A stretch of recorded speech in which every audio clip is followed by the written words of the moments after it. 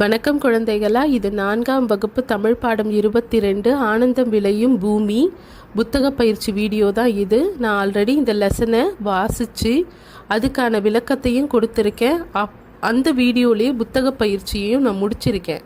இருந்தாலும் உங்கள் பரீட்சைக்கு நீங்கள் தயார் பண்ணுறதுக்கு உங்களுக்கு உபயோகமாக இருக்கணுன்றதுக்காக இந்த வீடியோவை மேக் பண்ணுறேன். பரீட்சைக்கு போகிறதுக்கு முன்னாடி தாராளமாக இந்த வீடியோவை பார்த்துட்டு போங்க. நான் கேள்வியோட பதிலையும் சேர்த்து கொடுத்துருக்கேன். புத்தக பயிற்சி மட்டும் இல்லை, வினாக்கள் இருந்தால் அதோட விடையும் சேர்த்து கொடுத்துருப்பேன். எல்லா புத்தக பயிற்சியோட விடையும் உங்களுக்காக சரியாக கொடுத்துருப்பேன். நீங்கள் தாராளமாக பரீட்சைக்கு போகிறதுக்கு முன்னாடி ஒரு ரிவிஷன் மாதிரி இந்த வீடியோவை பார்த்துட்டு போகலாம். வாங்க வீடியோக்குள்ளே போகலாம். சரியான சொல்லை தெரிவு செய்து எழுதுவோமா? இன்னல் இச்சொல்லின் பொருள் துன்பம். கும்மியடி இச்சொல்லை பிரித்து எழுத கிடைப்பது கும்மி கூட்டல் அடி. ஆனந்தம் இச்சொல்லின் எதிர்ச்சொல் வருத்தம். ஒரே ஓசையில் முடியாத சொற்கள் போனதடி போற்றிடவே. அடுத்து பார்த்துட்டிங்கன்னா கும்மி ஆட்டத்தை குறிக்கும் படம். இதிலோட விடை ஆப்ஷன் இ. சரிங்களா? கரெக்டாக நீங்கள் புத்தக பயிற்சி முடிக்கலைனாலும் புத்தகத்தை எடுத்து நோட் பண்ணிக்கோங்க. அப்படி இல்லைனாலும் நீங்கள் அழகாக எடுத்து எழுதிக்கோங்க. இப்போ பார்த்தீங்கன்னா படங்களின் பெயரை எழுதுக. பெயரின் முதல் எழுத்துக்களில் உருவாகும் சொல்லுக்குரிய படத்துடன் இணைக்க. அதாவது நம்ம இதில் இருக்க படங்களோட பெயரை எடுத்து எழுதுனா போதும். அந்த பெயரோட முதல் எழுத்தில் 3 முதல் எழுத்து வரும் இல்லையா, அதை நம்ம சேர்த்தா நமக்கு ஒரு புதிய சொற்கள் கிடைக்கும். முதல் பாருங்க, கடல், விறகு, தையல் இயந்திரம். அந்த 3 படத்தோட முதல் எழுத்து கவிதை நம்ம கீழே ஜாயின் பண்ணியிருக்கோம். 2வது மிளகாய், தட்டு, வைக்கோல்.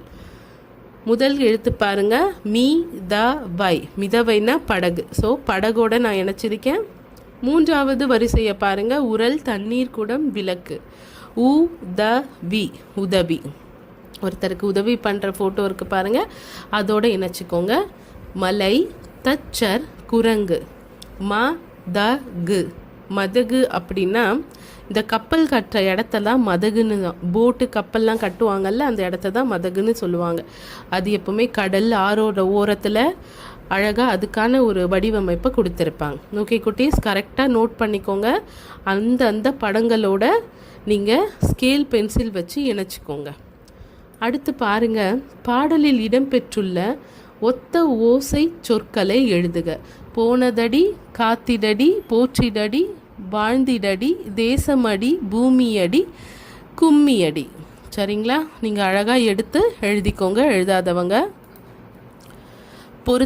பொறுத்துகளுக்கு நான் விடை கொடுத்துருக்கேன். பொறுத்துக நான் ஆப்ஷன் நோட் பண்ணல, நான் விடையே எடுத்து கொடுத்துருக்கேன். அப்போ தான் நீங்கள் படிக்கிறதுக்கு உங்களுக்கு உதவியாக இருக்கும்.